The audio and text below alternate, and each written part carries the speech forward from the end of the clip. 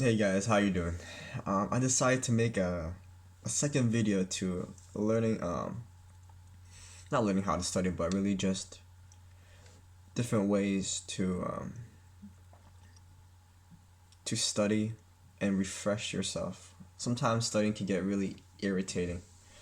So I think first and foremost we should really just find an ideal place to study. Um, for some people it might just be going to the library and just being in that isolated place where other people are studying too. But some other people like to be in their dorms or just in their secret place, the secret place to study. For me, when I'm studying, I like to go from place to place. I know it's kind of strange, but sometimes when I stay in the same place for too long, I get really like tired and I just need a place to refresh. So I might just study for one place for like 2 hours. Take a walk on campus maybe for like 5-10 minutes, or just eat and then go back to studying, but finding a different place to study. When I was in my undergrad, I had like a good 6 different spots that I would just resort to, but I always switch around so that it would be like a new scenery. It would be more refreshing, and I wouldn't feel like I was just doing the same thing over and over again, because it was a new place, and I feel like I'm a guy that adapts to the different situations, so I like being in different places. Um, so after you find your ideal place, and if you still are struggling with studying, um, go seek your professor. Go to office hours, because realistically and essentially, you're not. It's not like you're not, but the only thing that's gonna be happening is good things if you go see your professor. Nothing bad could actually happen. You talk to them, they might actually offer some new advice, perspective, or knowledge that might change the way you see things. They might even offer you like extra credit, or offer you a new research position or project management, and I think it'll look great on your resume, and or just help you as a person in general, build your skill set.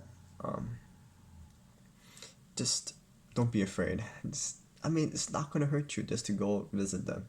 Um, and also, if you keep in touch, in the long run, you will get, you can ask them for a letter of rec, which you will always need, because if you're applying for a job 2 years later and you have no letter of rec, you're gonna end up asking for your friends, which is not really a good source of letter of recommendation. To be honest with you, it's not. You really want to just get professional letters of rec, either from like a professional field, maybe like a doctor, or whatever your profession is, or your major, maybe from a lawyer if you're going to law school, whatever. Um, and besides just the classes in general, we need to really just seek your academic advisor sometimes when you need to, how do you say, organize your classes, because when you need to study, you might be overwhelmed with 21 credits. You don't want to do 21 credits. You really don't. And you don't want to pile up on all the hard classes for one semester. You don't want to spread them out. So it's a good way to really balance your classes and um, how to say, just make sure your courses don't conflict each other. You don't want like 4 classes back to back and 10 minutes to get to each class. Oh my god, that's just terrible. If you could change it, just change it. Um, I remember sophomore year, I was thinking about taking organic chemistry, genetics, physics, microbiome all together And I went to my advisor, and she was like, "No, don't do that. You're just gonna destroy yourself." I'm like, "Okay." Yeah. So I realized that it's good to take I mean, to challenge yourself, but don't overdo it. Don't overdo it. But I also think it's a good way to, how do you say, I think taking different classes can help you. Um, I remember taking a communication class for being a teaching assistant, um, and it really helped me communicate with my students one on one. Because sometimes you could teach someone, but then you don't really know if the student is actually getting it. You don't know. They might just be nodding their head like this. But and honestly, they don't know what the hell you're saying. They don't know what the hell you're saying. So take a class that helps you. You know, I think any communication class is perfect. Because you need to eventually go into public speaking in your field. You might have to present a thesis or like some sort of speech, motivation speech or something. Something. Just take it. It's not gonna hurt you. It might make you feel uncomfortable, but learning in life, you're gonna need to feel uncomfortable to learn new things. So the next thing we should talk about is just prioritize your life. You should just list what you gotta do first. Dun dun dun dun dun. Let's bullet them. Just bullet it. More often than not, I feel like students, the kids, really just um,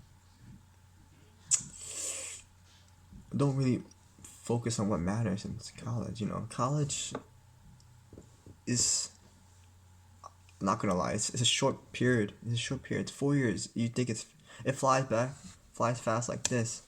All right, you're not gonna do anything productive. You're gonna lose all your windows of opportunity. Seriously, um, try new things. Study hard, and what people say. GPA is forever. It's not gonna change. So it's better to do well the first time. So it's forever. And this is sort of just, how to say, common sense, but be prepared to feel overwhelmed. You are gonna feel overwhelmed because everyone else is overwhelmed too. You're not the only one. Everyone else probably is overwhelmed. Okay, they might not think that, but like they are. They might not show it either, but